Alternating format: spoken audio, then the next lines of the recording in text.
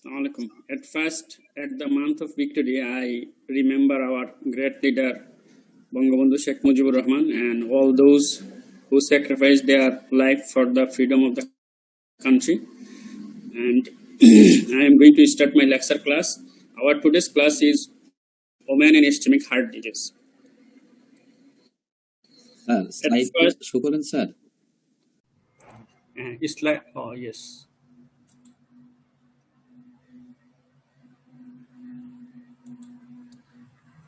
Yes sir, okay. First, before going to the class, I made a slide which is the main theme of this class. Our keywords: women and ischemic heart disease. Women means difference from the men, men plus hormonal facts.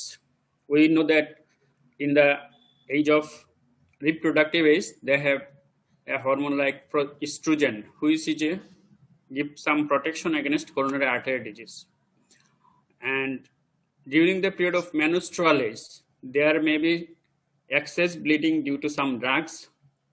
And postmenopausal women, they are like men, and there is pregnancy.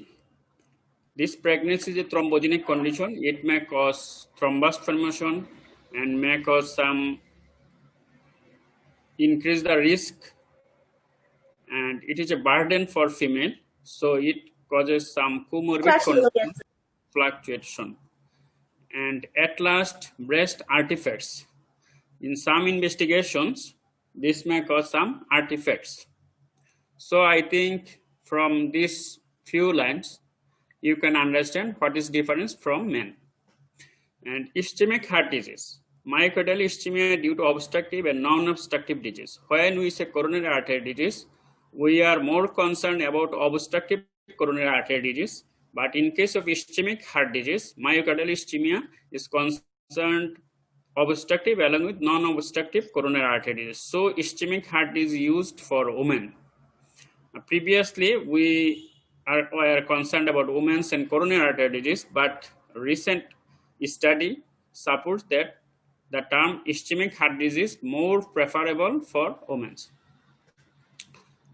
Coronary artery disease, ISD, ischemic heart disease, more concerned with risk assessment. Why we say ischemic heart disease? There is non-obstructive coronary artery disease, and there needs risk assessment for prevention. We know that typical presentation of coronary artery disease, but in case of female, they are more prone to atypical presentation.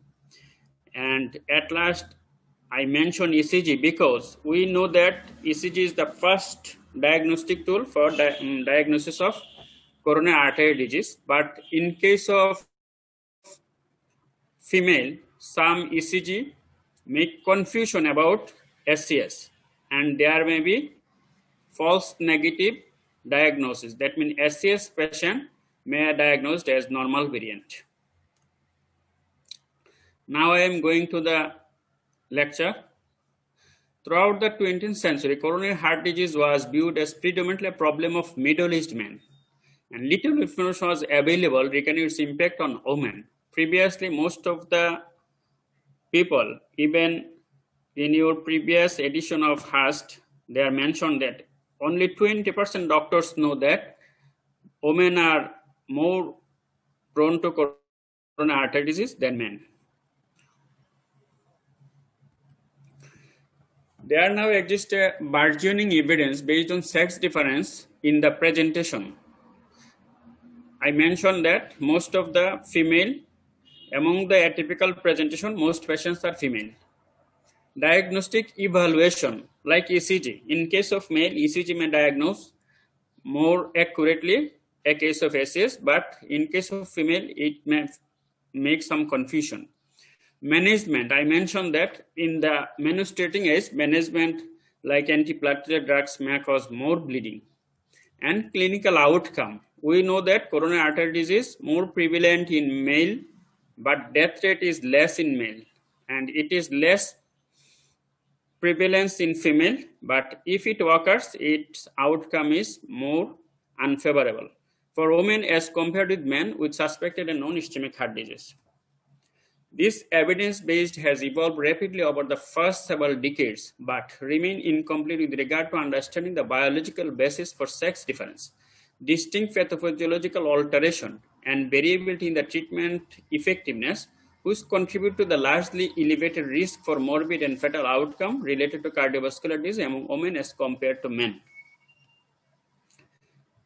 This figure shows until 1980-82 there was male predominance, but this blue line, green line is male and this is female. So after 1985, coronary artery disease were more predominant in female till now. Historic evidence is replete with documentation of under-referral. Why women are more prone and fatal condition? Because under-referral, under-testing, and under-treatment of women. For women, outcome are further impacted by delay in seeking care. The ensuing impact of reduced financial means and other socioeconomic factors contribute to higher risk status for women. We know in the third world country, most of the people in the third world country, and in third world country, women are so much neglected. Although recent improvement have been reported, the lack of public awareness has resulted in insufficient knowledge regarding cardiovascular disease in women. The gamut of cultural, social, and financial differences among women profoundly impact from diagnosis, clinical management, and outcome of at-risk women. These factors result in women presenting older with a greater risk factor burden and more comorbidity, and often with more frequent and untreated symptoms burden. That means women come later, and when they come, there is so many risk factors. That means when a risk factors develops, it remains undiagnosed and untreated. They come later, and in the older age, there is so more comorbidity and often untreated symptom burden. This early evidence prompted more recent exploration regarding biological and clinical differences between women and men, revealing insight into varying pathophysiological mechanism between the sexes. Women have greater cardiovascular disease mortality. It is important that their mortality is greater and report more disability and decreased quality of life. Their outcome, fate after a coronary event is worse. That means more mortality, more disability, and decreased quality of life. The present later and with more comorbid, they present later with more comorbid conditions, yet receives less medical therapy and fewer intervention than men, contributing sex-specific gap in outcome. The underuse of guideline-based preventive and therapeutic strategy for women is a substantial contribute to their less favorable coronary outcome, but the spectrum of sex difference likely reflect a combination of biology and bias. The term ISD is advantageous for women because of their lower prevalence of anatomic obstructive coronary artery disease. As I mentioned before, obstructive coronary artery disease, that means after doing an invasive procedure like angiogram, there may be less culprit lesion, but despite greater myocardial ischemia and associated mortality when compared to men, but they have greater myocardial ischemia and associated mortality. So the term ischemic heart is more preferred for women. Although obstructive atherosclerotic disease of the epicardial coronary artery remains the major cause of acute myocardial infarction, for women, symptomatic female with myocardial ischemia remain at risk even with no or minimum epicardial coronary artery. This is the repetition, so I am going speedy. Sex differences in non-obstructive coronary artery disease are an area of active investigation. Plaque characteristics also differ. What is the pathological change? Pathological difference. That means plaque characteristics also differ for women, with recent data suggesting a greater role of microvascular disease and non-obstructive coronary artery disease in the pathophysiology of coronary events in women. In case of male, there is more obstructive disease, but in case of female, microvascular disease and non-obstructive disease. So there is more ischemia and symptom, but less culprit lesion. Other contributors to myocardial ischemia include coronary vasospasm, endothelial dysfunction, and intramural coronary atherosclerosis, atherosclerotic plaque in the luminal wall with external remodeling. The paradox of acute coronary events in women is that despite older age and greater risk factors and angina symptom burden with consequent morbidity and mortality, women have less severe obstructive coronary artery disease at angiography. So it is called paradox because all things like coronary events are more, their comorbidity more, but there is less culprit lesion at angiography. A paradigm shift must occur from the consideration of anatomic obstructive coronary artery disease to ISD. This is also repetition. That means why we say ISD, ischemic heart disease in case of female. Earlier risk detection must resolve the less intensive pattern of care that is more often common among women relative to men, which likely contributes to the sex-based mortality gap. This is also repetition. That means in case of female, there is more ischemia, and when an event occurs, it causes more adverse outcome. So earlier risk detection must resolve the less intensive pattern of care. This shows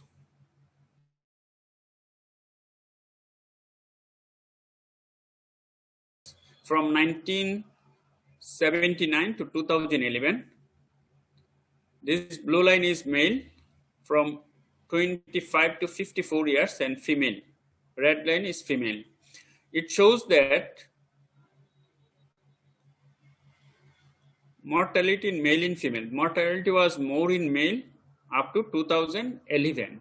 Then after in the age group of 55 to 64, mortality also more in male, but it is rapidly reducing. And after age of 65 years, mortality in male is greatly reducing, but in case of female, mortality is not so much reducing. Defining sex differences. Sex differences are all encompasses in ischemic heart disease include anatomic, like small coronary vessel. In case of female, their height is small and their coronary vessel is smaller. Physiologic change, higher resting coronary blood flow. Their resting coronary blood flow is more. And age and hormonal variation. Comorbidity, female come in older age and there is more comorbidity. Other varied risk factors uniquely impacting women. Cardiovascular disease epidemiology and disparity in care for women. Ischemic heart disease is the leading cause of morbidity, mortality, and disability. Only 18% of patients with MI had antecedent angina, with this feature being more common in women than men. Chronic stable angina affects 7.8 million patients in the United States, with over half of the patients being women. Women have a higher age-adjusted prevalence of angina, the main symptom of ischemic heart disease. Approximately 15.5 million Americans live with coronary artery disease, a disease that affects over 5% of adult women and nearly 8% of adult men. At all ages, even among elderly individuals, women have a lesser prevalence of coronary artery disease. Prevalence is less, but outcome is worse. Once clinical manifestation of ischemic heart disease develop, women have a less favorable outcome than their male peers in the setting of stable ischemic heart disease, acute coronary syndrome, and coronary revascularization. Over the last decade, mortality rate from cardiovascular disease have declined nearly 30%. However, decline for women across all ages are far less than those reported for men that I showed in the figure. Cardiovascular disease is the leading cause of death for nearly 1 in every 4 women. Around 25% female die from cardiovascular disease, and it is the most common and first cause of death among male and female. From the national inpatient sample, declines in fetal MI are observed for women, yet mortality remains higher for women aged less than 55 years. That means younger women as compared to similarly aged men. A recent population survey noted an increasing MI prevalence among midlife women, whereas declining were observed among men. It is very important that in case of female, the prevalence is less, but most of the patients are from young age, less than 55 years. And this is the very important age for a female because a family depends mainly upon a female. Hospitalization rates for MI in women less than 55 years increased, and their excess risk of 30-day mortality persisted, in contrast to the overall MI hospitalization and 30-day mortality rate, which significantly declined in women in general and in men. 30-day mortality is more in female than male. More than 250,000 women are hospitalized each year for an SES. For women hospitalized with acute MI, reports document longer length of stay. Their length of stay is longer, elevated in hospital mortality, higher readmission rate, and persistently higher death rate through 5 to 10 years of follow-up when compared to men. Analysis of international randomized trial in SES, 30-day mortality is higher among women with ST segment elevated MI, but lower for women presenting with unstable angina or non-ST segment elevated MI. MI hospitalization rates remains lower, whereas rates of undocumented MI are higher for women as compared to men. Undocumented MI more in female.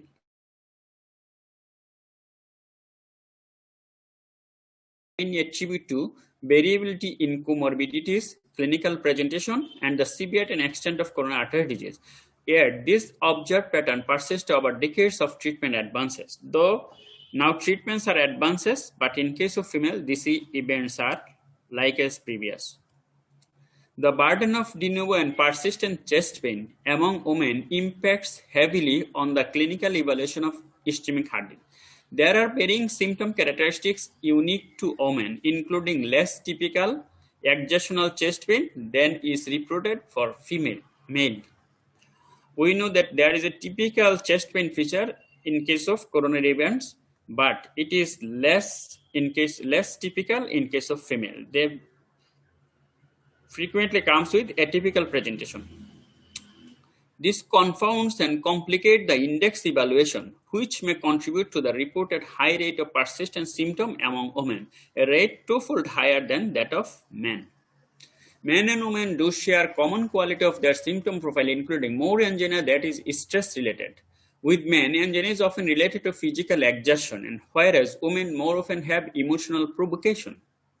Today, the typical symptom profile among women includes more frequent symptoms often occurring at rest, more persistent angina, reduced physical work capacity, and reduced quality of life.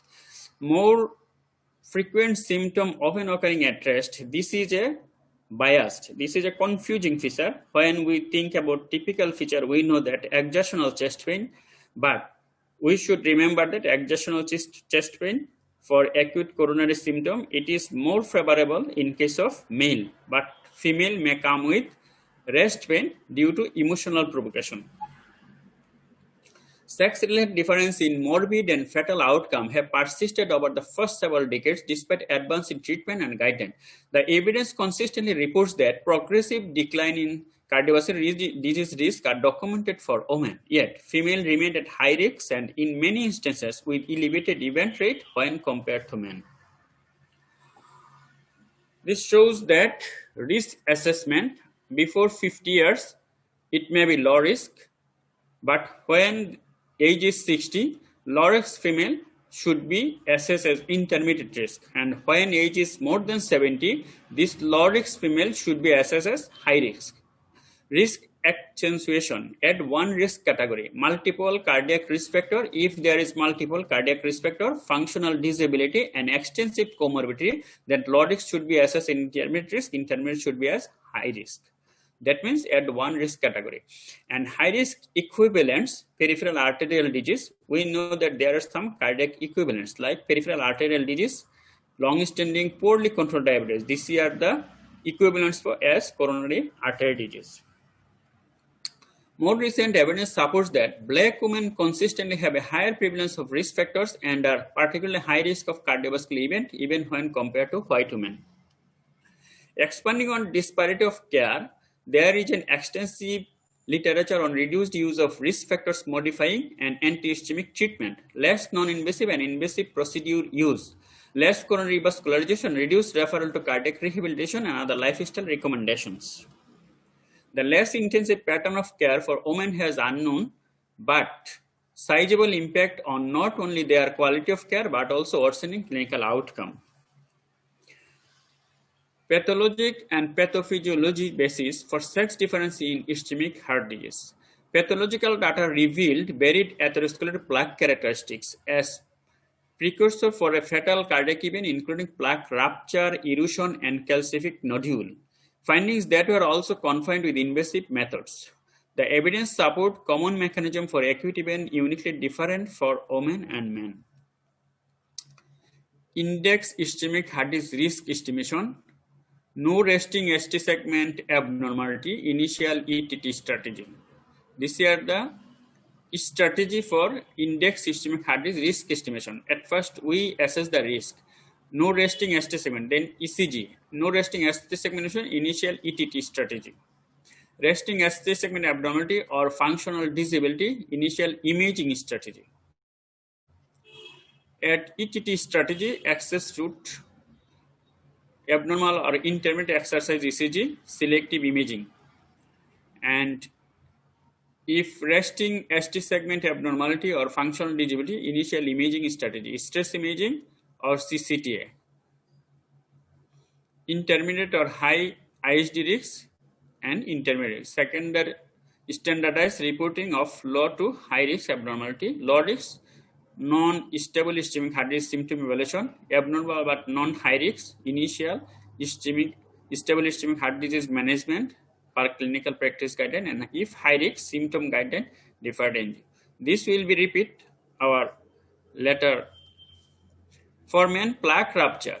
Pathophysiology. For men, plaque rupture is common and is defined with the culprit lesion as thin fibrous cap. In case of male, plaque rupture common. In case of female, plaque erosion. This is very important. In case of male, plaque rupture is common, with the culprit lesion as a thin fibrous cap with a large thrombogenic lipid-rich necrotic core. Large thrombogenic lipid-rich necrotic core, expensive remodeling, and extensive plaque burden. Although plaque rupture explains 76% of fatal coronary events among men, only half of events in women were due to plaque rupture. So, plaque rupture is more in male, around 76% fatal coronary event in men, but in case of female, it is only 50%. By comparison, plaque erosion is more common in women and is defined as being more fibrous with a smaller plaque burden. In case of male, larger plaque burden, but in case of female, there is a smaller plaque burden. In case of male, less fibrous cap, but in case of female, more fibrous tissue and reduced positive remodeling. This data supports sex-specific difference in atherosclerotic plaque, which may underlie the varying presentation and clinical outcome differences that are commonly observed in SS registry and treatment trial. Given that MI in the absence of obstructive coronary artery disease is more common among younger ages than among women, the rarity of plaque rupture in premenopausal women have been proposed to suggest a protective effect of estrogen. So, plaque rupture in case of young age is less due to estrogen. From 7 to 32% of women with documented SAS have no angiography of obstructive coronary artery disease. Their MI may be a result of These are the non-obstructive coronary artery disease. Despite the higher prevalence of non-obstructive coronary artery disease, plaque disruption is evident in almost 40% of women with SAS. In a recent report addressing mechanism of MI among women without obstructive coronary artery disease, there was evidence of plaque erosion with distal embolization of atherosclerotic debris and of vasospasm. Plaque erosion with distal embolization and vasospasm. Plaque rupture and ulceration are common in women with MI in the absence of obstructive coronary artery disease. Culprit plaque identified using intravascular ultrasound. This intravascular ultrasound IVUS is very important for a short note in your examination. Culprit plaque identification using intravascular ultrasound include those with features of echolucency, with a lipid-rich necrotic core, large plaque burden, and positive remodeling. The providing regional objective to study predictor of events in the coronary tree prospect registry includes 697 patients who underwent 3 basal IVAS and were followed for approximately 3 years for documentation of major coronary artery disease event.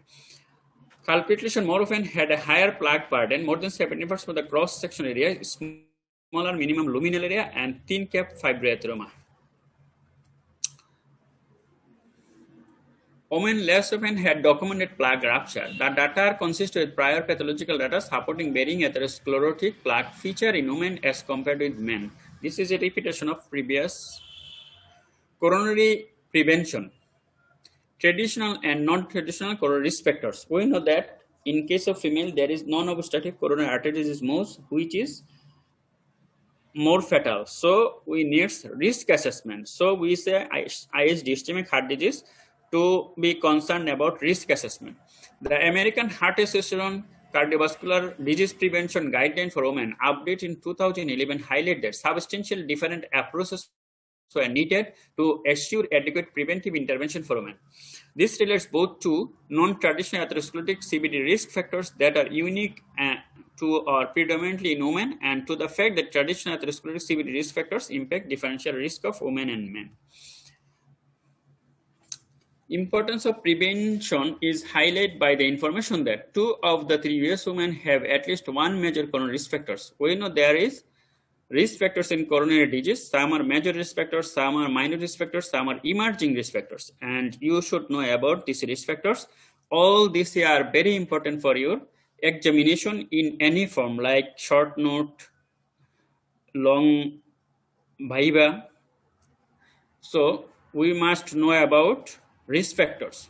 2 of the 3 US women, that means 2 of 3, one major coronary risk factor present. With that percentage increasing with age and risk factors in increasing with age, we shown that every 10 years increases one category of risk assessment, like low to moderate, moderate to high, for 10 years of age increase. For women aged 35 to 54 years, coronary heart disease mortality has increased, reversing the favorable trend of the first 4 decades. We have shown a slide that coronary artery disease mortality is reducing due to so many factors like advanced medical therapy, but in case of female, the mortality reduction is not so improving. In this population, increasing Framingham risk score over the first 2 decades are likely the result of the epidemic of obesity and secondary lifestyle. Females are more obese and they are more sedentary. These characteristics support the importance of providing preventive cardiovascular disease screening for women. Although women represent 46% of the US population with coronary heart disease, they constitute 25% of the participants in coronary heart disease preventive trial. 54% male and 46% female, but in preventive trial, 75% is male and only 25% is female, with sex-specific data cited in only 31% of primary trial publications. It must be appreciated that women are not a homogeneous group. We have shown that blacks are more adverse outcome. Half of African American women have some form of CVD, with a 44% prevalence of hypertension, an increase in metabolic syndrome, higher CVD rate, and higher mortality than their white counterpart. And in all studies, they receive less guideline-directed therapy. Black women have the greatest risk factors burden at hospitalization for an acute MI. Hispanic women have double the occurrence of diabetes. We shown that blacks are more worse outcome, and Hispanic are more diabetic, but their outcome is not poor. Hispanic women have double the occurrence of diabetes compared to non-Hispanic white women, yet have the paradox of lower mortality and increased life expectancy compared with non-Hispanic white women. Kintu tader mortality kom. Risk factors unique or predominant in women. Pregnancy complications.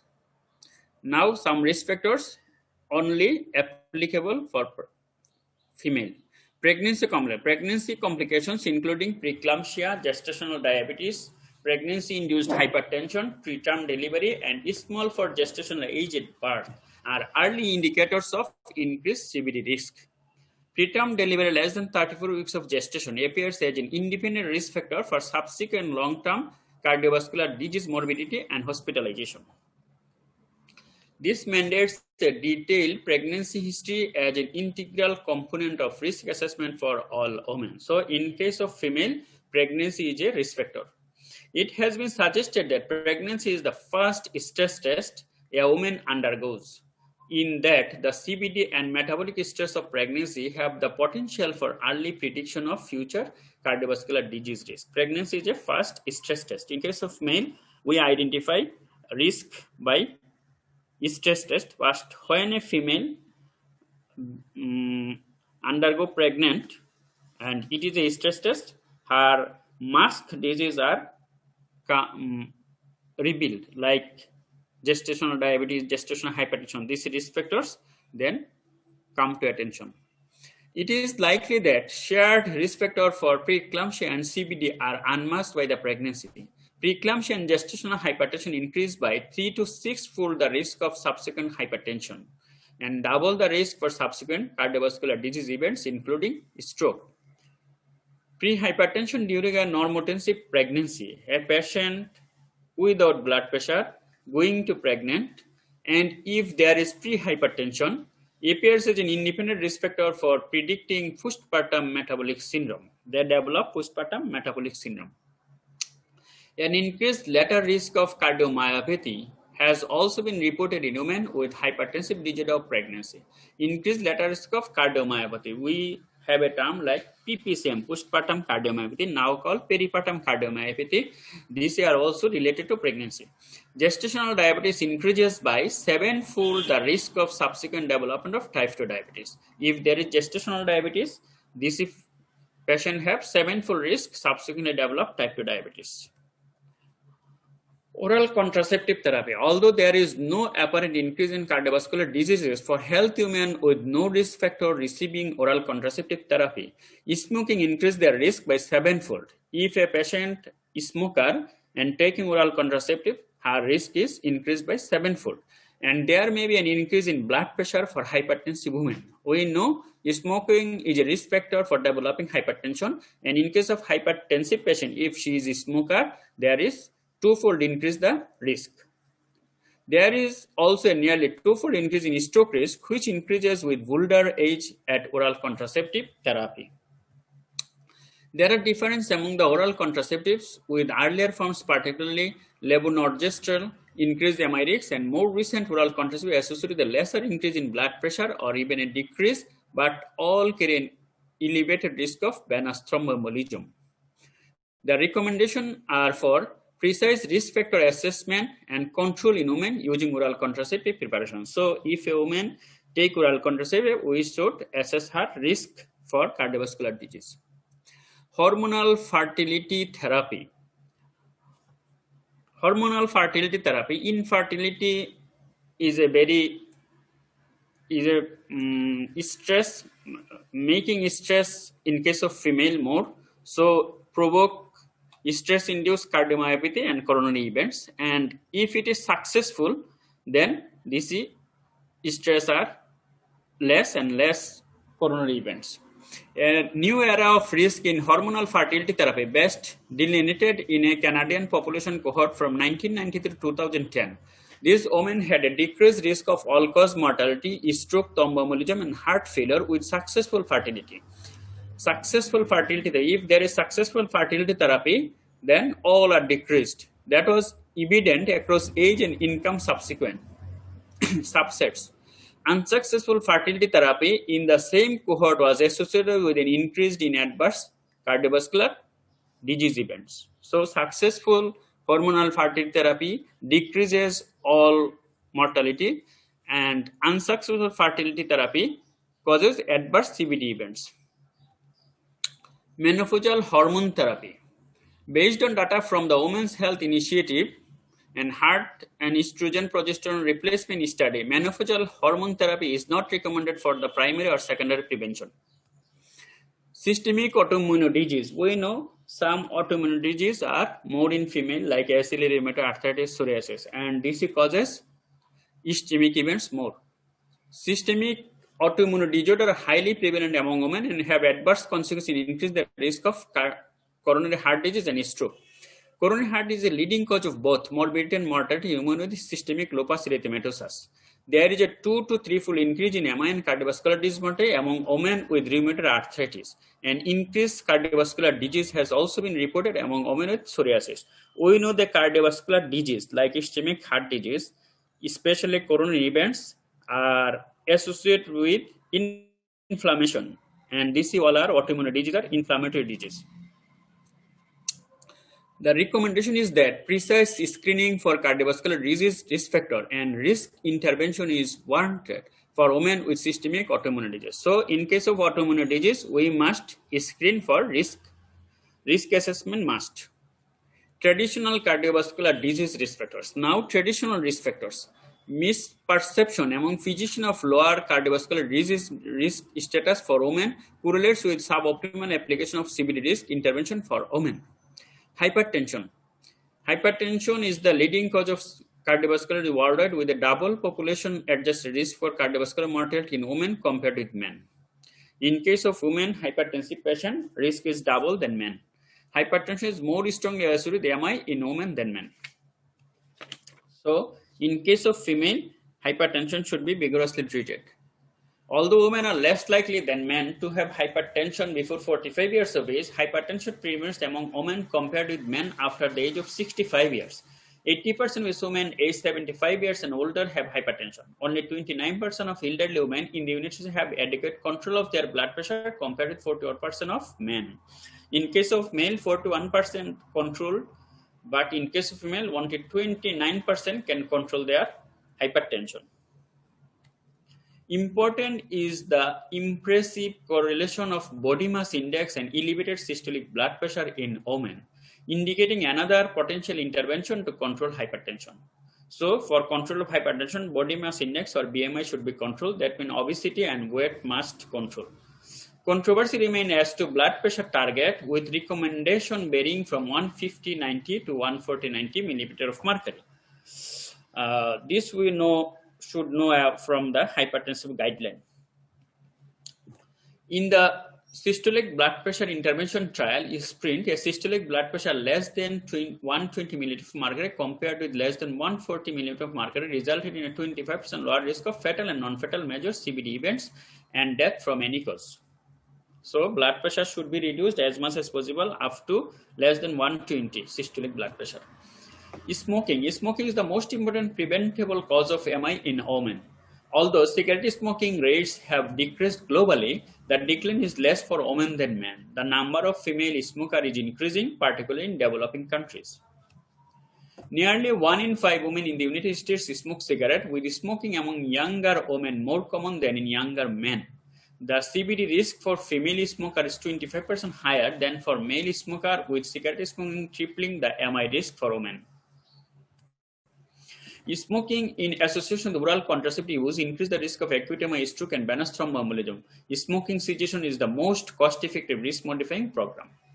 Diabetes mellitus. Diabetes confers greater risk for CVD death in women compared with men, and the rate of diabetes in Hispanic women is more than double that of non-Hispanic. We have mentioned earlier.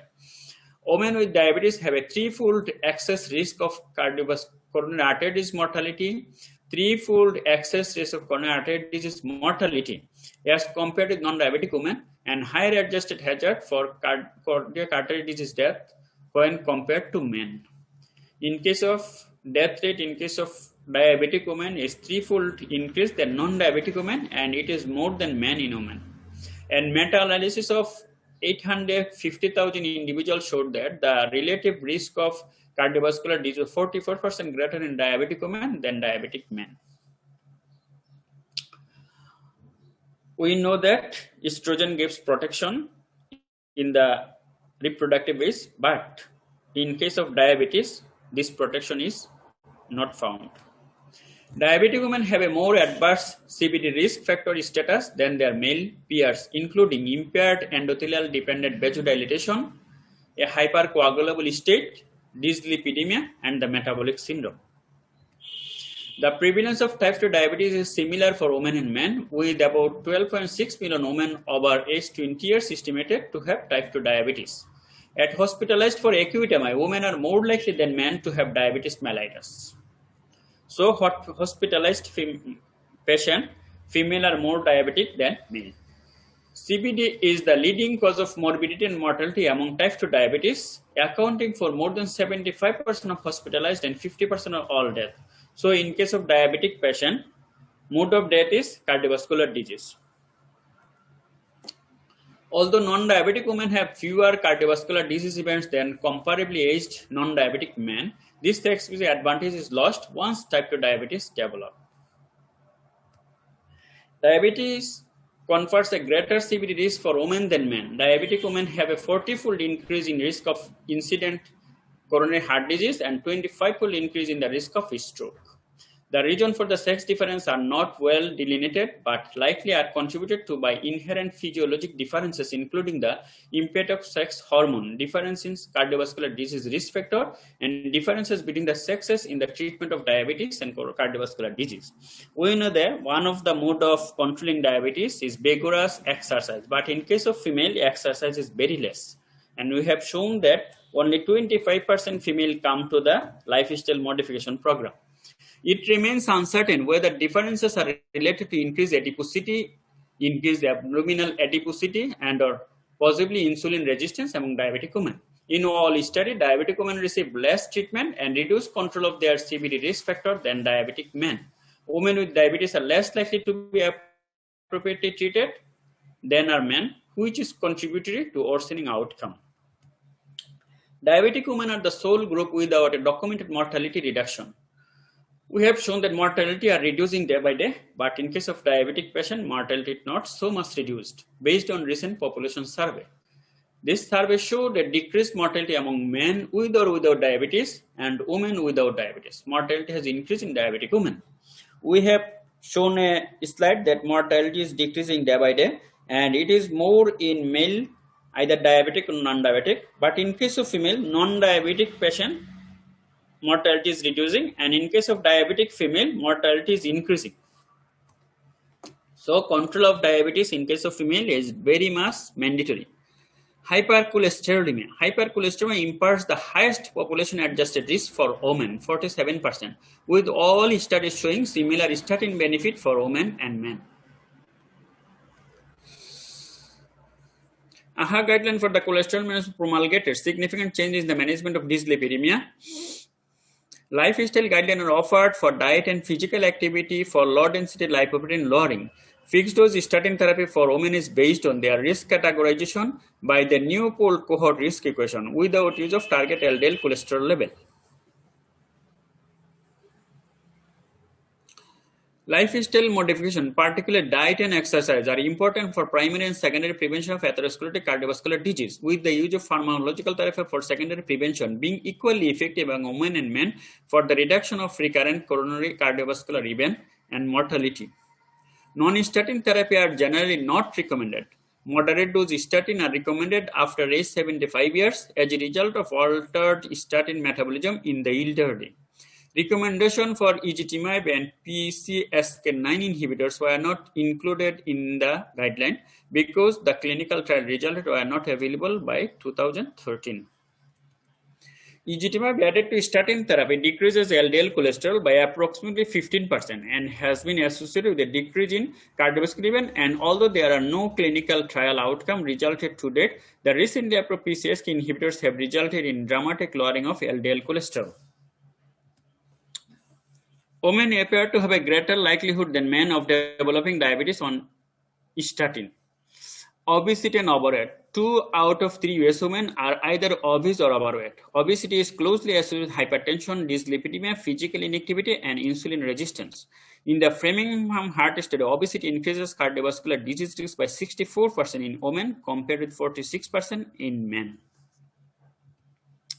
Obesity is a major risk factor for MI in women, increasing their risk nearly threefold. The prevalence of obesity is double in women compared with men in low to middle income nations, although it is equivalent among women and men in higher income countries. Physical inactivity. Nearly 1/3 of adults in the United States are physically inactive. In the Interheart study, the protective effect of exercise were more prominent for women than for men. Physical inactivity is the most prevalent risk factor for women, with 1/4 of US women reporting no regular physical activity and 3/4 reporting less than the recommended amount of activity. The development of diabetes and risk of cardiovascular disease events are decreased for women who exercise regularly. For secondary prevention, exercise rehabilitation is a class 1 recommendation in all coronary guidelines. Yet, women are 55% less likely to participate than men. The recommended level in the physical activity guideline for adult American are at least 150 minutes per week of moderate intensity aerobic and 75 minutes per week of vigorous intensity aerobic activities such as jogging or combination of both, with muscle strength training activity recommended on 2 or more days of week. Higher level of physical activity are associated with lower rates of cardiovascular disease. Psychosocial issue. Depression and stress. This is more in female. Psychosocial issue, particularly depression, preferentially disadvantage women. In the Interheart study, psychosocial factors increase CVD mortality more for women than men. These factors include stress at work or home, financial stress, and major life events. There is growing evidence that psychological factors and emotional stress influence the onset and clinical course of ISD, particularly for women. From the variation in recovery, role of gender on outcome of young acute MI patient, young women had significantly higher stress score compared with young men. Depression among women appears to be a powerful predictor of early onset MI. Early aged onset MI, depression is a strong, powerful predictor. And in the Vigor study, young women were more likely than young men to have a history of depression. Depression is associated with a 1.6-fold increase in the CVD mortality independent of the severity of the depression. Increased mortality has been reported among depressed young women less than 65 years of age with established coronary artery disease. Depression is also a risk factor for adverse outcome in ACS. Likely contributors are the high-risk behavior and non-adherence to therapies associated with depression. Depression after MI occurs with increased frequency in women, with the greater risk in young women. Depression may be a component of the increased coronary artery disease even risk of young women following both MI and coronary artery bypass graft. Aspirin therapy. The preventive use of aspirin for cardiovascular disease varies by sex. Aspirin is routinely recommended for primary prevention in men but not in women based on the Women's Health Study. In this study, 38,876 healthy low-risk women older than age of 45 years were randomized to either 100 mg aspirin every other day or placebo. Aspirin prevented stroke but not MI or CVD death among those younger than 65 years, with a sizable potential for gastrointestinal bleeding. In women over age 65 years, aspirin prevented stroke, MI, and CVD death. However, an increased risk of gastrointestinal bleeding was comparable to the preventive benefit, thus mandating treatment individualization. In the Physicians' Health Study, in which men were randomized to the same aspirin regimen, a reduction in MI but not stroke was observed. Comparable successful recommendations for aspirin use are routine in all clinical practice guidelines for secondary prevention. For primary prevention, aspirin is less used in case of female. It causes more bleeding during the menstrual cycle, during the menstruation period, like up to the age of 50 years. And in case of male, for primary prevention, aspirin may be used. So in case of male, aspirin reduced MI, but in case of female, aspirin reduced stroke, but not MI. So the guideline says that it should be individualized for, and there is risk of gastrointestinal bleeding. Class 3 interventions, not useful or effective and may be harmful for cardiovascular disease prevention in women. Class 3 means harmful. Menopausal hormone therapy. Study shows that they did not prevent incidence or recurrent CVD in women, but increased their risk of stroke. In summary, hormone therapy and selective estrogen receptor modulators should not be used for the primary or secondary prevention of CVD. Antioxidant supplement and folic acid did not prevent incidence or recurrence of CVD in women. So, not be used for the primary or secondary prevention. Only folic acid. Folic acid with or the vitamin B6 or B12 supplementation should not be used for the primary or secondary prevention of CVD. Symptomatic evaluation of stable ischemic heart disease in women. Now we are going clinical symptom. In the de novo evaluation of suspected cardiac symptom, the clinical diagnosis of angina can be challenging for women. Population evidence supports that stable chest pain is a more prominent presenting symptom for women compared with men. More commonly present with acute edema or sudden cardiac arrest. Higher rate of suspected cardiac symptom, angina, are reported in women. From a meta-analysis of 13,331 women and 11,511 men, the prevalence of angina was 20% higher among women as compared to men. The evidence further supports a more variable symptom profile for women compared with men. Women with angina more frequently report provocation following emotional stress that may occur at rest. This varies from the typical exertional pattern of angina as triggered during physical work that is typical of male patient. Exertional angina in case of female may at rest. The consistent pattern among women presenting with de novo chest pain include worsening angina frequency and stability along with reduced quality of life even for younger women less than 55 years. A major challenge with reported symptom among women is the women receive less intensive anti-ischemic therapy which leads to worsening coronary artery disease outcome. During the chest pain evaluation, a careful history is required to assess the likelihood of coronary artery disease and to aid decision making regarding additional testing for myocardial ischemia or anatomic coronary artery disease. Preconceived bias can impact a physician's perception of coronary artery disease of women. Adequate assessment of coronary artery disease requires synthesis of multiple risk factors, clinical history, and a detailed assessment of activities of daily living and factors related to symptom frequency and stability. McSweeney et al.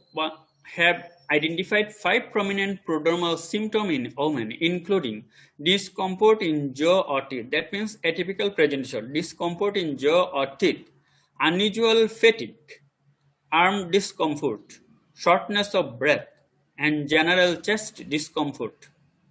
The relative hazard for coronary artery disease event at 2 years of follow-up was elevated fourfold for women reporting more than one of these symptoms. When relying solely on the typical of chest pain symptom, coronary artery disease likelihood estimates will result in the majority of women being at low risk. If we think about only for chest pain, that moderate or high risk patient may be mentioned as low risk. In one recent example, low and intermediate risk women were on average 10 years of older than their male counterpart and had higher mortality risks. Women with stable symptom risk is broadly categorized as low, intermediate, high for women at their 50, 60, and 70. We have shown the slide.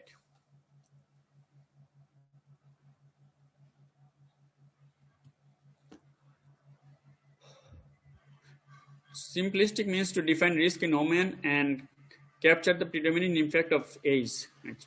Non-invasive, functional, or anatomic testing include women with intermediate or high coronary artery. In case of low risk status, do not require prompt diagnostic testing, whereas optimum candidates for non-invasive, functional, or anatomic testing include women with intermediate or high risk. When a woman is shown as intermediate high risk, we should vigorous investigation to find out the coronary artery lesion. Diagnosis of myocardial ischemia among women with suspected ischemic heart disease. There has long been a misperception that women have a low risk of coronary artery disease and that documented ischemic or other stress test abnormality are associated with false positive findings. This is a misperception that female are low risk and they come with false positive findings in stress test. The result of this misperception is that women with abnormality on stress testing disproportionately receive minimum to no push-test change in management. For that push-test management, in one recent trial, less than 10% of women with abnormal stress test findings received any intensification or new anti-ischemic therapy or referral to invasive coronary angiography. This is very much important that less than 10% women. A landmark population registry reported that coronary mortality was significantly elevated for women with ischemic findings or non-invasive testing, particularly those less than 75 years of old, in whom the relative hazard for coronary artery disease death was higher as compared to similarly aged male. Although issue remain on potential technical artifact relevant to ischemic abnormality among women, breast artifact in stress myocardial perfusion, single prototion imaging computer SPECT, contemporary approach to document ischemia now include the extensive evidence to the prognostic accuracy of ischemic findings among women.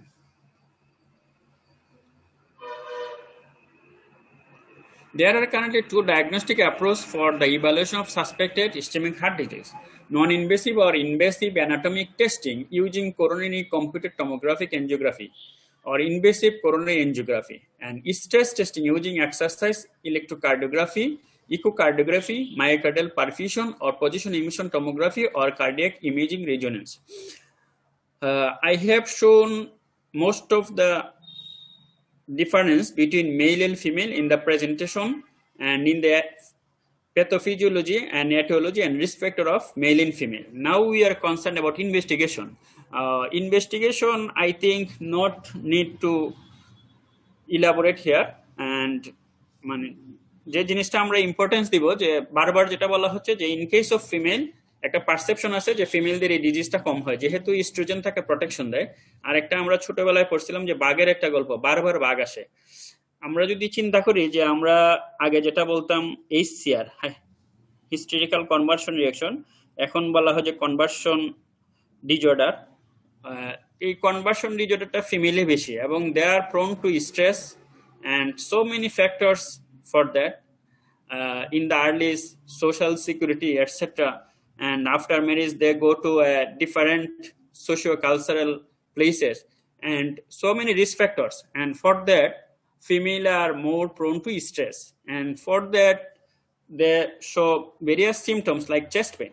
And for this reason যেটা আমি বলতে চাচ্ছি যে বারবার বাঘ আসে, অনেক সময় আমাদের চেম্বারে দেখবেন রোগীরা আসে বারবার বলে যে আমার বুকে ব্যথা, চেস্ট ডিসকমফোর্ট, কিন্তু ইনভেস্টিগেশন হলে কিছুই পাওয়া যায় না এবং এটা শুরু হয় খুব অল্প বয়স থেকে, যে কারণে এই বারবার দেখার কারণে একসময় যখন বাঘ চলে আসে তখন কেউ সাহায্য করতে আসে না। এই জন্য মহিলারা যখন আসলেই করোনারি আর্টারি ডিজিজ ইভেন্ট নিয়ে আসে তখন তাদের ওর্স প্রগনোসিস হয় এবং এদেরকে ইভালুয়েট করা হয়। এই জন্য এখানে যেটা গুরুত্ব দেওয়া হয়েছে যে when you think about moderate to high risk you should investigate adequately, এবং এই জন্য কার্ডিয়াক এমআরআই, স্পেক্ট, সিসিটিএ যা দরকার সবকিছু করতে হবে। এখানে আমি ইনভেস্টিগেশনগুলো জাস্ট দেখায় চলে যাচ্ছি, আমার মনে হয় এগুলো বেশি পড়ার দরকার নেই, আপনারা বইয়ে পড়ে নেবেন।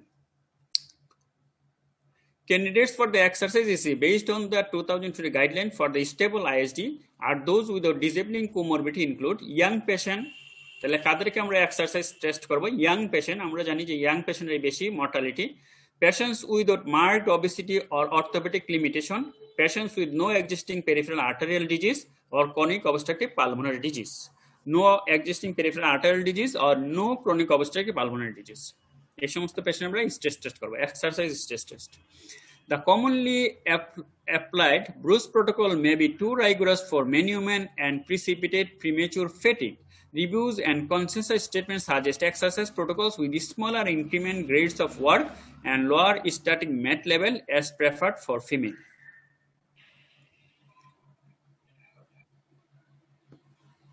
For women presenting with de novo chest pain who are capable of exercising maximally, the exercise ECG has a higher negative predictive value for excluding obstructive coronary artery disease. The higher negative predictive value is based on women achieving maximum level of exercise and heart rate until the point of volitional fatigue without ECG changes. In a younger low-risk cohort, the what is the optimum?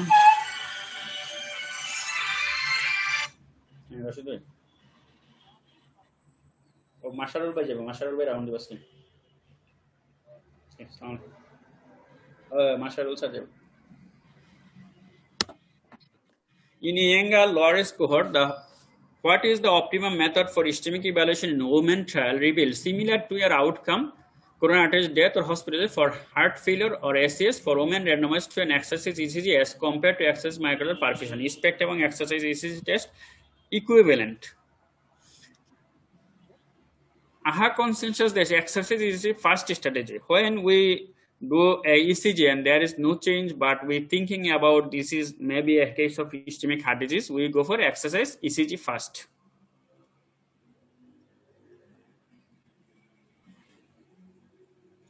Care should be taken when no ECG abnormality are detected in a woman failing to achieve maximum level of exercise. Significant ventricular arrhythmia, 7 or more premature ventricular contraction per minute or ventricular tachycardia or fibrillation, a drop in systolic. These are the high-risk findings on the exercise tolerance test. I think you must know about exercise tolerance test, and this you know about details in your book. ST elevation in ABR, we know this is one of the important findings of left main involvement. Duke treadmill score shows this score categorized low, high, and intermediate risk women for coronary artery disease. Computed tomography for coronary artery calcium score. Calcium score is also important. Also, for a large symptomatic cohort, significant obstruction of coronary arteries was rarely observed in symptomatic women and men with a low risk coronary artery score. Coronary artery calcium score less than 10. In this patient, significant obstruction of coronary artery is rare. So, calcium score is very important for female. I think you know more about this because you are present in a discussion in the Mount Edward Hospital by the chairman of our teacher. So I think you know about this. Candidates for stress imaging include intermediate to high risk women who meet the following clinical criteria: functionally disabled, stress imaging. At first we said about stress ECG. Now stress imaging, functionally disabled, an abnormal resting ECG precluding accurate assessment of exercise-induced changes, and high coronary artery disease likelihood. Stress echocardiogram is particularly useful for ruling out wall motion abnormality with higher diagnostic accuracy.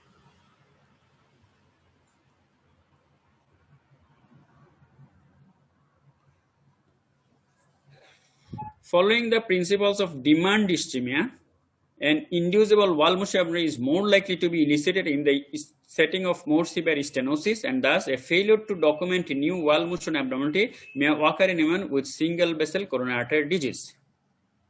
Single vessel coronary artery disease, this may make demand ischemia. So, if demand is not adequate, there may be no ischemia, but there may be single vessel disease.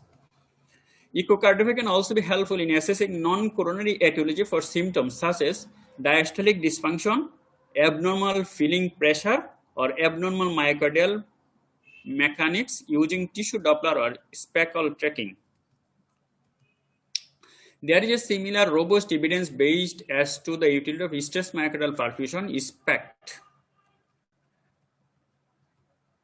A low risk of coronary artery disease event is consistently reported for those with normal SPECT finding, and an intermediate to high risk of coronary artery event is reported of those with mild and moderate severe findings. So SPECT can diagnose and exclude coronary artery disease in the case of female. For the purpose of justification of exposure, only women with appropriate indication for testing should undergo SPECT, CCTA, or invasive coronary angiogram. PET scan. Stress myocardial perfusion PET has a very high diagnostic accuracy when compared to SPECT.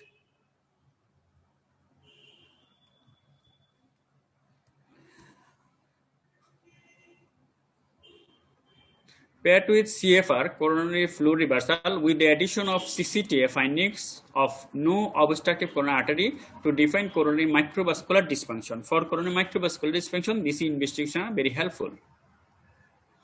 Stress CMR imaging is our final functional testing modality that has evidence as to its utility in evaluating women with suspected ISD.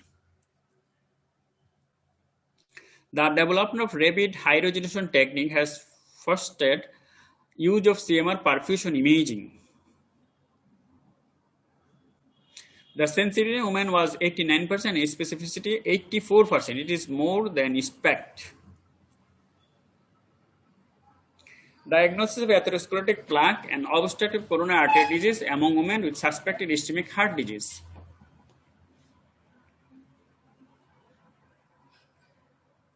For diagnosis, they make some investigation procedure. I think you must know about this.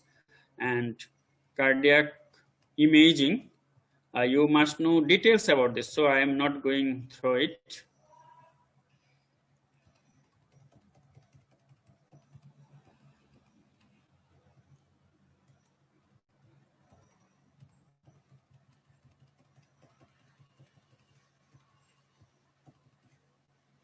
Coronary revascularization. Coronary artery bypass graft surgery. Women constitute 20 to 30% of the CABG surgical population, about 180 procedures annually. So we are finding that only 20 to 30% of the CABG are female. That means 70 to 80% male. So they are less referred and less undergo coronary revascularization when needed.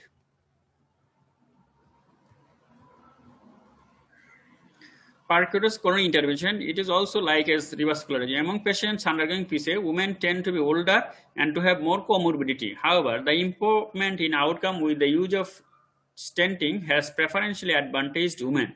With newer generation stent further improve outcome. In the National Heart, Lung and Blood Institute Dynamic Resistive PCI, women are more likely to have higher risk characteristics than men, including older age, diabetes, hypertension, hypercholesterol, heart failure, and unstable angina. We have discussed about this, that they are more comorbid, more elderly, and more symptomatic when come to treatment.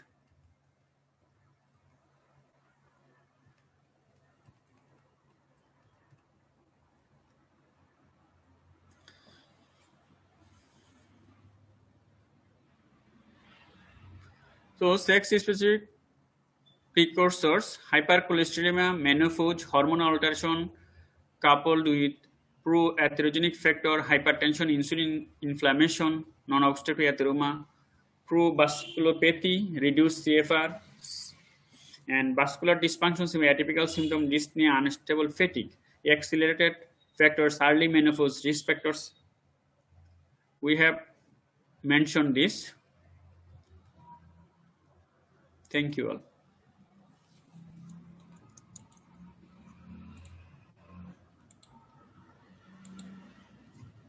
Sir, thank you, sir, for your nice presentation, sir. Sir, in your presentation, you says that the black woman has increased risk for atherosclerosis or MI. Sir, in our Bangladeshi women also are black, so increased risk of MI also in our country. But my problem is last 3 months I get only 3 women. I get only 2 women ST limited MI in compared to male. So would you please explain it, or why they are less common? আমি যেটা আপনাদের বলছি বাংলাতেই বলি, উত্তরগুলো বাংলাতে clear হয়ে যায়। প্রিভ্যালেন্স হচ্ছে বেশি মেলে, মানে মেলের রোগটা হয় বেশি, কিন্তু তার অ্যাডভার্স ইফেক্ট মানে আউটকামটা হচ্ছে ফিমেলে পোস্ট প্রগনোসিস আউটকাম, মানে রোগীগুলা মারা যায় বেশি হচ্ছে ফিমেল। এখন আপনার সিসিউতে দেখবেন যে মারা হয়ে যায় মেল বেশি। তো এর কারণ হচ্ছে যে আমরা যেটা বলতেছি যে ফিমেলদের রিস্ক অ্যাসেসমেন্ট ঠিক মতো হয় না এবং most of the patient treatment পায় না। আমরা জানি যে time is a very important factor in case of cardiovascular disease. So time is a very important factor. এখন রোগী যদি সময় মতো আপনার কাছে না আসে তাইলে তো আপনি কিছুই পাবেন না। তাহলে কি না আসাটাই একটা কারণ? আমি গত 3 মাসে আমাদের দেশের জন্য যদি বলেন, আপনি নিজেই চিন্তা করেন, আমাদের ম্যাক্সিমাম পেশেন্ট গুলো হচ্ছে গরিব এবং গরিব মানুষের চিকিৎসা নেওয়া খুবই টাফ। তো সেই ক্ষেত্রে তাদের চিকিৎসা ঠিক মতো হয় না এবং দেখবেন যে একটা টেস্ট যদি আপনি দেন, আপনি প্র্যাকটিস করতে গেলে দেখবেন যে তারা যদি বলেন যে ইটিটি করো, তো একদিনে সে পারে না। কোনো রকম একটা ইসিজি করে হয়তো একটা ইকো করবে, তারপরে পরের সেটিং এ আসবে। তো এর মধ্যে ইভেন্ট হলে আপনি তারা খুঁজে পাবেন না। এবং আমাদের দেশে কোমরবিড কন্ডিশন যেগুলো, এগুলো তো চিকিৎসা হয় না। মহিলারা তাদের ডায়াবেটিসের চিকিৎসা, যেখানে ইনসুলিন দরকার, টাকার জন্য ইনসুলিন কিনতে পারে না। তো এই জন্য আমাদের দেশের স্টাডি দিয়ে আসলে এগুলো বলা মুশকিল। এক, দুই নাম্বার হচ্ছে আমাদের সোশ্যাল সাপোর্ট নাই, অনেকগুলো কারণ থেকে মহিলারা বাইরে আসতে পারে না।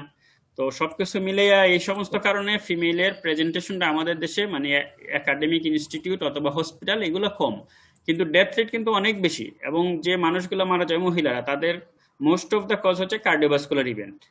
তো আমি এটাই মনে করি আর কি।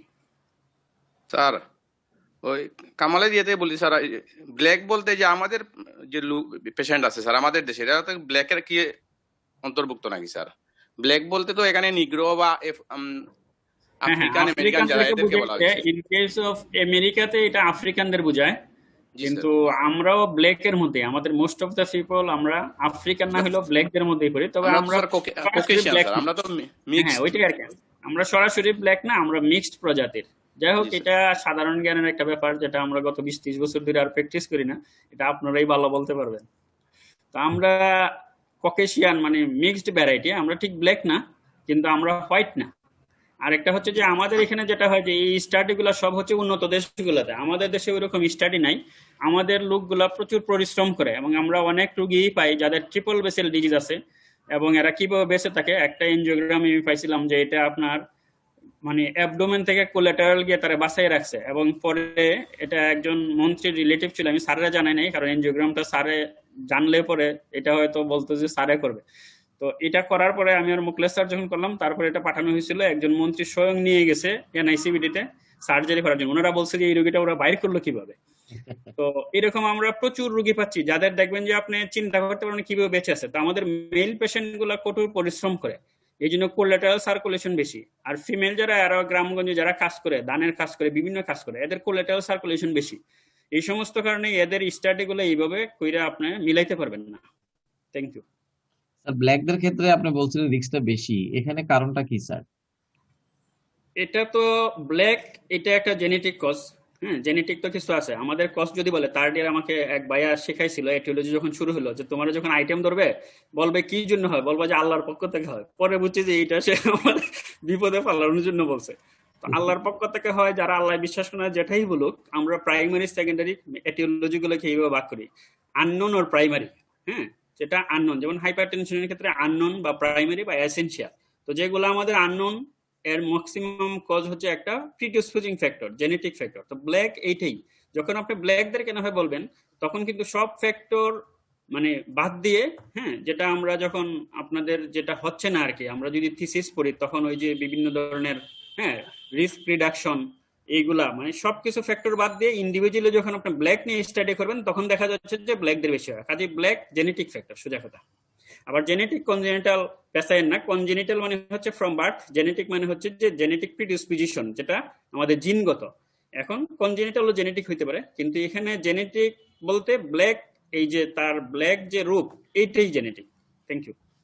স্যার আরেকটা কথা বলছিল, এশিয়ান এবং আফ্রিকানের চেয়ে এশিয়ানদের বেশি, তো এশিয়ানদের। হ্যাঁ, এশিয়ানদের বেশি কেন, এগুলা তো স্টাডি যেখানে আছে সেখানে আপনি পাবেন। যেমন আমাদের তো অনেকগুলো ফ্যাক্টর আমি দেখাইছি, আমাদের কেয়ারটা কম, রোগ হইলে আমরা ডাক্তার দেখাইতে পারি না, প্রাইমারি প্রিভেনশন আমাদের হয় না। কারণ হচ্ছে যে ড্রাগ ডিপেন্ডেন্ট প্রাইমারি প্রিভেনশন পয়সার জন্য করা যায় না। সেকেন্ডারি প্রিভেনশন, যেটা সেকেন্ডারি প্রিভেনশনের আগে তো আপনি ট্রিটমেন্ট দিবেন। এখন সারা ওয়ার্ল্ডে হচ্ছে স্টেন্টিং, বাইপাস সার্জারি, সেইগুলো হচ্ছে ট্রিটমেন্ট, কিন্তু আমাদের তো এই ট্রিটমেন্টই শুরু করতে পারি না, তারপরে সেকেন্ডারি প্রিভেনশন আমরা দিয়ে রাখছি। তো আমার যেখানে ট্রিটমেন্টই হয় নাই, সেখানে সেকেন্ডারি প্রিভেনশন কি কাজ করবে? যাই হোক, সেকেন্ডারি প্রিভেনশনে কিন্তু আপনি দেখবেন এমআই রোগী আমরা পাচ্ছি কয়েকদিন ওষুধ খাওয়ার পর 2-3 বছর বন্ধ রাখে, আবার যখন এমআই হয় তখন আসে। তো এইখানে অনেকগুলো factor, most of the factor যেটা আমাদের দেশে, একটা হচ্ছে সচেতনতার অভাব, নাম্বার হচ্ছে ইকোনমি। যেমন আমার স্যার থেকে আমি শিখছি যে ভালো ওষুধ আপনার দাম হইলেও দিবেন। আপনি যদি টোটাল লাইফ এক্সপেক্টেন্সি চিন্তা করেন যে আমার 60 বছর বাঁচবো, তাহলে এই 60 বছর যদি আপনি 60 বার ডাক্তার দেখান, যে খরচ, যদি আপনি 6 বার ডাক্তার দেখান, খরচ অনেক কম। তো ভালো ওষুধ খেলে আপনি ভালো থাকবেন। কিন্তু ব্যাপার হচ্ছে যে আমাদের লোকগুলো ওইভাবে চিন্তা করবে না। এদের মূল কথা হচ্ছে আমি 60 বছর বাঁচবো, এটা আগে প্রমাণ দেন। তো এই প্রমাণ তো কেউ দিতে পারবে না। তা আপনি 5 বছর বাঁচবেন কিনা এটা ঠিক নাই। হ্যাঁ, কাজে আমি কেন এত ওষুধ এত দামি খাবো? কিছুদিন খায়, খাওয়ার পরে বন্ধ করে দেয়। যেমন আমি বলি আপনাদের এই যে ট্রিকাগ্রিলর, এখন পর্যন্ত আমি কোনো প্রেসক্রিপশনের ট্রিকাগ্রিলর একটাও লিখি নাই। আমরা ঠিক আছে, ওষুধটা দিতে পারি নাই স্যার এখন। ক্লপিড দুইটাই যে খায়, যেহেতু 1 মাস থেকে 1 বছর, 1 বছরের পরে আসলে আমি ক্লপিডটা বন্ধ করে দিই। ঠিক আছে, একান্তই যদি জিআই ব্লিডিং চিন্তা না করি বা অন্য কোনো কারণ না হয়, তাহলে ক্লপিড বন্ধ করে দিই। অ্যাটোরোবাস্টেটিন যেখানে 40 বা 80 দরকার, অ্যাটলিস্ট 20 মিলিগ্রাম, লোকদের পয়সার অভাবে যখন সে ছেড়ে দেয়, তখন আমি বুঝাই যে আপনি 10 টাকা মানে 10 মিলিগ্রামই খান। এরপরে কিছু কোম্পানি আছে রিডাকশন প্রাইজে দেয়, এদের কোয়ালিটি কি জানি না, কিন্তু যে খায় না তারা আমি রিডাকশন প্রাইস অর্ধেক দাম এরা দাবি করে, ওইগুলো দিই। তো এই যে ফ্যাক্টর গুলো, এইগুলো তো বইপত্রে আসবে না, তো এই ফ্যাক্টর গুলো অন্যতম একটা ফ্যাক্টর। Thank you sir. আসসালামু আলাইকুম স্যার। স্যার, জীবন, thank you for nice and elaborate presentation. Sir, I have a query. In case of primary prevention, আমরা স্যার ওমেনদেরকে কাদেরকে আমরা প্রাইমারি প্রিভেনশন দিতে পারি? প্রাইমারি প্রিভেনশন, সেকেন্ডারি প্রিভেনশন, টার্মগুলো যদি আপনি বুঝেন, বাকিগুলো আপনি পড়ে পড়ে বাইর করতে পারেন। তাহলে প্রাইমারি প্রিভেনশন হচ্ছে আমার ডিজিজ হওয়ার আগে ডিজিজটা প্রিভেন্ট করবো। সেকেন্ডারি প্রিভেনশন মানে আফটার ওয়ান এপিসোড, একবার হওয়ার পরে আমরা যে প্রিভেনশন দিই। তো প্রাইমারি প্রিভেনশন হচ্ছে যে রিস্ক অ্যাসেসমেন্ট। কার্ডিওভাস্কুলার ডিজিজের প্রিভেনশনের মূল কথা হচ্ছে রিস্ক অ্যাসেসমেন্ট, যেগুলো high risk, moderate risk, low risk, এইভাবে আপনি রিস্ক অ্যাসেস করবেন। এবং কতগুলো আছে, major risk factor, minor risk factor, emerging risk factor. তো এই রিস্ক অ্যাসেসমেন্ট করার পরে আপনার যারে মনে হবে মডারেট অর হাই রিস্ক, তাকে আপনি প্রাইমারি প্রিভেনশন দিবেন। যাকে মনে হবে লো রিস্ক, তারে প্রাইমারি প্রিভেনশন না দিলে হবে। আবার এই যে একটা ফ্যাক্টর আমি দেখেছি, 10 বছর করে বাড়ে, তাহলে একটা রিস্ক ফ্যাক্টর বাড়ে। কাজে যে লো রিস্ক কিন্তু বয়স বেশি, তাকে আপনি প্রিভেন্টিভ মেজার দিবেন, যার রিস্ক বেশি না দিবেন না। তবে এই কথাগুলো আমি যেটা বলতে চাই, একটা হচ্ছে স্যারের কাছ থেকে শুনবেন যারা এক্সামিনার, আর 2 নাম্বার কথা হচ্ছে যে এইগুলা ডে টু ডে চেঞ্জ হয়, এই জন্য আপনারা গাইডলাইন পড়বেন। তো রিসেন্ট আপডেটেড গাইডলাইন যেটা preventive strategy for coronary artery disease, প্রতি বছরই গাইডলাইন বের হচ্ছে, ওই গাইডলাইন থেকে আপনারা বাকিটা দেখে কথা বলবেন, আমার কথা না। আমি আপনাদেরকে শুধু বইয়ের সাবটাটাই দেখেছি, গাইডলাইন নিয়ে আসি নাই, কারণ অনেক কিছু আবার কনফিউজিং হবে। Thank you. ঠিক আছে, মানে না, আমি এটা একটু ক্লিয়ার করি। সিরাজ যেটা বলছে এটাই, মানে এই গাইডলাইনে এসছে, বেশি কিছু নাই। এটা 2000 মানে সিরাজ যেটা বলছে সমস্ত কিছু হাস থেকে বলছে, এবং হাসটা 2014-এ করা আছে। 2014-এর অনেকগুলা গাইডলাইন দেওয়া আছে, বইটা 2015-এর। এখানে হলো প্রাইমারি প্রিভেনশনে প্রথম কথা হইতেছে যে আপনার যদি অ্যাথেরোস্ক্লেরোটিক কার্ডিওভাস্কুলার রিস্ক 20%-এর উপরে হয়, তাহলে দিবেন। This is class 1 indication. এক্ষেত্রে কোনো ধরনের আপনার ব্যত্যয় নেই। এবং এইটা মানে এই 20%-এর উপরে আপনার রিস্ক ক্যালকুলেট করতে গেলে সেক্ষেত্রে আপনার এজ, সেক্স, এথনিসিটি, এরপরে হলো ডায়াবেটিস, কোলেস্টেরল, এই যে, এবং ট্রিটমেন্ট অন হাইপারটেনশন, এই কতগুলো ফ্যাক্টর আপনার সাথে লাগে। তার মানে দেখেন, শুধু একটা বয়স না, সেক্স না, তার সাথে আরো কিছু রিস্ক ফ্যাক্টর লাগে। আপনি যদি ক্যালকুলেশন না করতে পারেন, আপনার সহজ হিসাব মানে যদি এইজের সাথে অ্যাটলিস্ট, এখানে ইয়াঙ্গার বলতে আর 65 ইয়ার্স বুঝাইছে, কিন্তু মানে এই ডেভিডস হাস্টে যেটা মানে লেখা আছে প্রাইমারি প্রিভেনশনে, ওইখানে দেখেন এইজ এবং সেক্স এবং এইজ হিসাব করে লিখছে। হ্যাঁ, এটা 2014-এর গাইডলাইন হিসাব করে লিখছে। তার মানে হইতেছে যদি মাল্টিপল রিস্ক ফ্যাক্টর না থাকে এবং পেশেন্টের বয়স যদি 65-এর উপরে না হয়, তাহলে তাকে মানে অ্যাসপিরিন দেওয়া খুব যৌক্তিক না। আবার ওইদিকে যদি 75 ইয়ার্স হয়ে যায়, তাহলে আর প্রাইমারি প্রিভেনশনের জন্য অ্যাসপিরিন নো লঙ্গার ইন্ডিকেটেড, এটা ক্লাস 3 ইন্ডিকেশন। কাজে এখানে একটা ন্যারো থেরাপিউটিক রেঞ্জ আছে, সেই ন্যারো থেরাপিউটিক রেঞ্জের মধ্যে আপনার মুভ করতে হবে। তাহলে আপনি সহজ হিসাব করতে পারেন, যদি শুধুমাত্র মানে বয়স বিবেচনায় কখনোই অ্যাসপিরিন দেওয়া যাবে না। এটা হলো বোরিঙ্গার উইলিয়ামের একটা মানে ব্ল্যাক বক্স ওয়ার্নিং দেওয়া আছে যে বয়সের বিবেচনায় অ্যাসপিরিন প্রেসক্রাইব করা যাবে না, কারণ অ্যাসপিরিন দিলে হেমোরেজ বেশি হয়। যতটুকু আপনার লাভ হবে তার চেয়ে আপনার সিভিডি বেশি হবে। এই বিবেচনায় করে তারা অ্যাসপিরিনকে শুধুমাত্র বয়স বিবেচনায় দিতে না করছে। তবে বলছে হ্যাঁ, এর সাথে যদি আপনার ডায়াবেটিস মানে থাকে, তাহলে 40-এর উপরে বয়স হইলে আপনি এটা কনসিডার করতে পারবেন। হাইপারটেনশন থাকলে আরো। তাই multiple risk factor with age, এটা ইন্ডিকেশন আপনার অ্যাসপিরিনের এই ক্ষেত্রে থাকবে প্রাইমারি প্রিভেনশনের জন্য, যদিও থেরাপিউটিক রেঞ্জ খুব ন্যারো। সেকেন্ডারি হলে তো কথাই নাই, একটা মানে একুট করোনারি সিনড্রোম হয়ে গেছে, সেক্ষেত্রে আপনি মানে অ্যাসপিরিন দিবেন। এখন নতুন গাইডলাইনে ওই যে ডুয়েল অ্যান্টিপ্লেটলেট থেরাপি 1 বছরের পরও আপনি এক্সটেন্ড করতে পারবেন, যদি আপনার ইস্কেমিক রিস্ক আর ব্লিডিং রিস্কের ভিতরে আপনি সমন্বয় করে দেখেন যে তার ইস্কেমিক রিস্ক comparison to মানে hemorrhagic risk, সেক্ষেত্রে dual antiplatelet therapy may be extended up to 3 years or so on. এটা মানে ওরকম করবে। তবে আমাদের দেশের প্রেক্ষাপট আর বাইরের প্রেক্ষাপট তো এক না। আমাদের দেশে আর্থসামাজিক অবস্থার মানে কথা চিন্তা করেই আমরা যে আপনি ঔষধ দিলেন, সব ভালো ভালো দামি দামি ঔষধ দিলেন, 1 মাস 2 মাস খাওয়ার পরে কয় স্যার আমি তো ভালো হয়ে গেছি, ঔষধ বন্ধ করে দিয়েছি। বন্ধ করে দিয়েছে, ভালোই ছিলাম, এই 2 বছর পরে আবার আসলাম, আবার একটু বুকটা ব্যথা করে, তুমি আমার একটু আবার দেখে দাও। তার মানে হইতেছে তার ফাইন্যান্সিয়াল কনস্ট্যান্ট খুব বেশি। আমরা যে ওষুধগুলো লিখি এগুলো তার সবার পক্ষে খাওয়া সম্ভব না। যে মানে রোজ ইনকাম করে রোজ আনে তার পক্ষে সম্ভব না।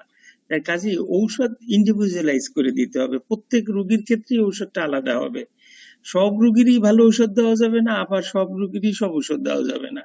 সে যেটা কথাটা বলতেছিল যে টিকাগ্রেল, আমিও আসলে টিকাগ্রেল লিখতে পারি নাই, যদিও নন-এসটি এসসি এখন টিকাগ্রেল অথবা প্রাসুগ্রেল irrespective of the strategy, either invasive or non-invasive, is the drug of recommendation. তো সেক্ষেত্রে আমরা ক্লোপিডোগ্রেলই দিতে আমরা হিমশিম খাই যে এটা রুগীটা খাইতে পারবে কিনা। 12 টাকা থেকে 15 টাকা এক একটা ট্যাবলেট, তখন বলি যে অ্যাটলিস্ট কিছুদিন খাও এই অবস্থার মধ্যে। এটা হলো মানে উইমেন অ্যান্ড মানে ইসকেমিক হার্ট ডিজিজ, মানে সেক্স ডিফারেন্সে আসলে কোনো ধরনের মানে এটাই আসলে এখানে বিশাল বড় চ্যাপ্টার।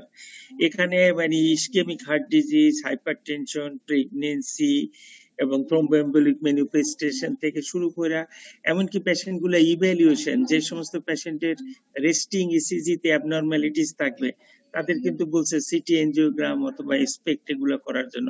যাদের নাই রেস্টিং ইসিজিতে অ্যাবনর্মালিটি, মনে করেন এলভিএস নাই, এলবিবি নাই, তাদের আপনি ইটিটি করে দেখতে পারেন। একটা মিসকনসেপশন আছে যে মেয়েদের মানে এই কার্ডিওভাস্কুলার ডিজিজ হয় না। আসলে মূল প্রতিপাদ্য বিষয়টা হইতেছে যে না, ওমেনরা এসকেপ না, তারা আসলে বিশেষ করে আরো বেশি ভালনারেবল। এখন এই ভালনারেবলের কারণ খুঁজে পাওয়া যায় না। বিভিন্ন স্টাডি করে দেখছে, তারা অনেক কিছু দেখছে, এর মধ্যে লাস্টলি ওই কথাই চলে আসে যে একটা মানে জেনেটিক প্রিডিসপোজিশন এটা খুব ভালোভাবে থাকে, প্লাস এনভায়রনমেন্টাল, যেমন obesity, lack of exercise, diet, smoking, alcoholism, এই সমস্ত কিছু মিলে পরবর্তীতে ই করে, এবং লো বার্থ ওয়েট এই সমস্ত কিন্তু থাকে। আরেকটা জিনিস হলো মানে আমি ওই যে হাসিনা বানু ম্যাডামকে দেখতাম বলতে সব সময়, যে সমস্ত লোকজন মানে মানে ছোটবেলায় গরিব থাকে এবং পরে যারা ধনী হয়ে যায় তাদের নাকি এই হার্টের অসুখ বেশি হয়। ব্যাখ্যা হলো এরকম, ব্যাখ্যা হলো প্রথম দিকে তো খাওয়া দাওয়া ভালো করতে পারে না, এই জন্য করোনারি আর্টারিটা ভালো ডেভেলপ করে না, কিন্তু যখন টাকা পয়সা হয় খাওয়া দাওয়া শুরু করে তখন করোনারিতে প্লাক জমে, কোলেস্ট্রল জমে। তো ম্যাডামের এই কথাটা অনেক কষ্ট পাইতাম যে হায় হায়, আমরা তো গরিব মানুষ, আমার এখন কিছু টাকা পয়সা হয়েছে, এখনো আমি খাইতে পারবো না, তাহলে তো আমার হার্টের অসুখ হবে। তো ম্যাডাম বলতো যে এটা ধনী মানে সেক্স এর ডিফারেন্স নাই, সব ক্ষেত্রে এরকমটা হয়তো বা হইতে পারে, আমাদের স্টাডি নাই, কিন্তু তার একটা ধারণা এরকম এর থেকে হইতে পারে। এটাই আসলে প্রত্যেকটা পেশেন্ট আছে মানে মেল এবং ফিমেল, যেটা এখন তো আমরা আজকে ফিমেল নিয়ে বললাম, ফিমেলে আসলে রিস্ক স্ট্রাটিফিকেশন করতে হবে যে এই পেশেন্টটার কতটুকু হইতে পারে। যেমন সিম্পল, শুধুমাত্র বয়স দিয়ে আপনি একটা মানে বিবেচনা করতে পারেন দুইটা পেশেন্টের, মানে বয়স হলেই যে একই রকম হবে তা না, কিন্তু তার যদি ব্যাকগ্রাউন্ড যদি থাকে যে ফ্যামিলি হিস্ট্রি পজিটিভ থাকে এবং একই সাথে তার যদি আদার অ্যাসোসিয়েটেড মানে থাকে মানে অ্যাগ্রাভেটিং ফ্যাক্টর গুলো থাকে, তাহলে বয়স বিবেচনা করেই মানে শুধুমাত্র হবে না। এই জন্য অনেকগুলো ফ্যাক্টর এর সাথে দায়ী থাকে এবং আমরা রিস্ক স্ট্রাটিফিকেশন, অনেকগুলো মডেল আছে রিস্ক স্ট্রাটিফিকেশন। তবে এই যে একটা বড় ফ্যাক্টর, বয়সের সাথে সাথে কিন্তু যেভাবেই হোক না কেন করোনারি আর্টারি ডিজিজ বাড়তে থাকে।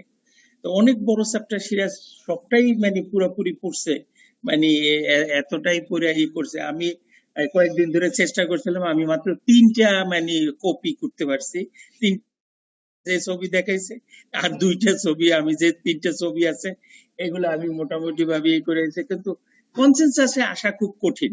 কনসেনসাসে মানে প্রত্যেকটা সাবজেক্ট থেকে, যেমন হাইপার টেনশনের কিন্তু রিস্ক ক্ষেত্রে বলছে ফিমেলরা কিন্তু অনেক রিস্কি, ইস্কিমিক হার্ট ডিজিজও বলছে অনেক রিস্কি। মিসকনসেপশনটা দূর করার জন্য আসলে এই ক্লাসটা মানে দেওয়া হয়েছে। আগে আপনারা মনে করতে পারেন যে উইমেন হেলথ আসলে নেগলেক্টেড। আর আপনি যেটা বলছেন না যে হাসপাতালে আসে কম, আমাদের শ্রেণীতে মহিলারা কখন ডাক্তার দেখাইতে পারে? যেদিন ভাত রান্না বন্ধ হয় সেদিন ভদ্রলোক মানে নিয়ে আসে যে না ঠিক আছে তাহলে আমার বউটা অসুস্থ অথবা আমার মাটা অসুস্থ। মা যে দেখেন চিল্লা বেশি করে, ভেরি ফিউ এক্সেপশন, সেটা আলাদা জিনিস। এটা ছাড়া মানে আসলে কিন্তু মানে মহিলারা আসে না। আর একটা মহিলা আসা মানে একটা ঘর বন্ধ হয়ে যাওয়া, ঘরের রান্না বান্না খাওয়া দাওয়া everything is the master of that house. এই জন্য শুধুমাত্র একদম মরণাপন্ন অবস্থা হইলেই কেবল আপনি আপনার দেখতে পারেন তাকে হাসপাতালে, নতুবা না। তার মানে এই না যে যে আমরা মানে রোগ কম মানে আমাদের হাসপাতালে রোগী ভর্তি কম হচ্ছে অতএব ফিমেলদের রোগ নাই, এটা না। এটা তো টিপ অফ দি আইসবার্গ। আমরা শুধুমাত্র অল্প কয়টা সিমটোম্যাটিক পেশেন্টকে দেখি যাদের ক্যাপাবিলিটি আছে অথবা হাসপাতালে আসতে পারে, এরকম অনেক রোগী আছে আসে না। ঠিক ঠিক অনেক কষ্ট করছেন সিরাজ আপনি, মানে আমি নিজেই মানে এটারে মানে বাগে আনতে পারি নাই। আমি ফেল করছি, আপনি অনেক কষ্ট করে অনেকদিন অনেক করতে এটারে আরো 2-4 বার আপনি একটু কাজ করেন, আরো 2-4 বার একটু এটার উপরে পড়াশোনা করলে আর একটু কমাই টমাইয়া সুন্দর একটা প্যালেটেবল প্রেজেন্টেশনের মধ্যে নিয়ে আসতে পারবেন। আগের এডিশনটা স্যার রেডি করছিলাম, পরে দেখি যে এডিশনে চেঞ্জ হয়ে গেছে। হ্যাঁ এই এডিশনে চেঞ্জ হয়েছে। আগের এডিশন মানে কত 13 থেকে? জি স্যার, আগের যেটা ওটাতে শুধু কতগুলো রিস্ক ফ্যাক্টর দিছে, আর ওই যে নেগলেক্ট করা হয় এগুলার স্টাডি দিছে কতগুলো। মানুষের যে নলেজ 14 তে একটু চেঞ্জ করছে, একটু লেখছো বেশি, কত 2400 মানে 41 পেজে মনে হয় এটারে যে উল্লেখ করছেন। এই সাবজেক্ট গুলো আসলে আমরা মানে পড়া কম হয়, এই জন্য একটু ইসে নিয়ে আসছি। দরকার স্যার সচেতনতা। ঠিক আছে, আর অনেক কোশ্চেন করছেন, আর কিছু দরকার নাই, স্যারে দেন সিরাজ স্যারে।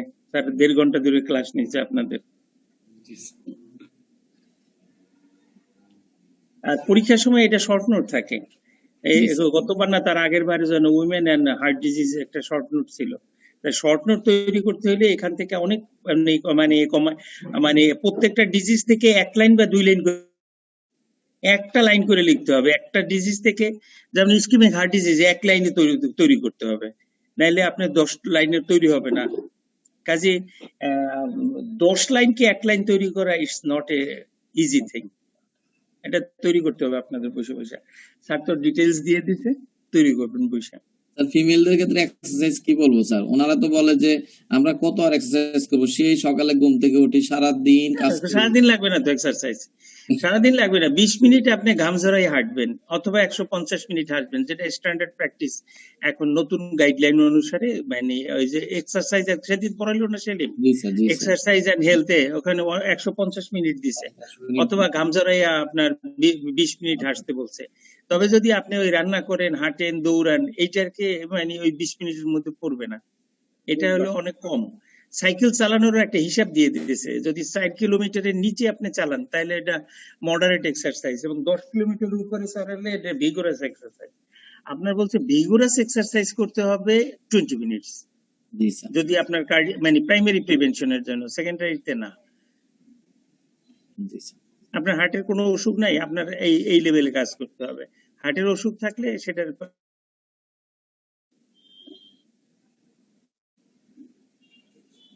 আমি রেডি আছি প্রতিদিনই ক্লাসে, যদি কোনো স্যার ক্লাস মিস করে তখন সেই দিন আমি আবার ক্লাস নেব। জি স্যার, আমারটা ওই যে আমি তৈরি থাকি ওই রকম, মানে একসাথে তো শেষ করা যায় না, আমার টপিকটা বড়, নন এসটিএসিএস।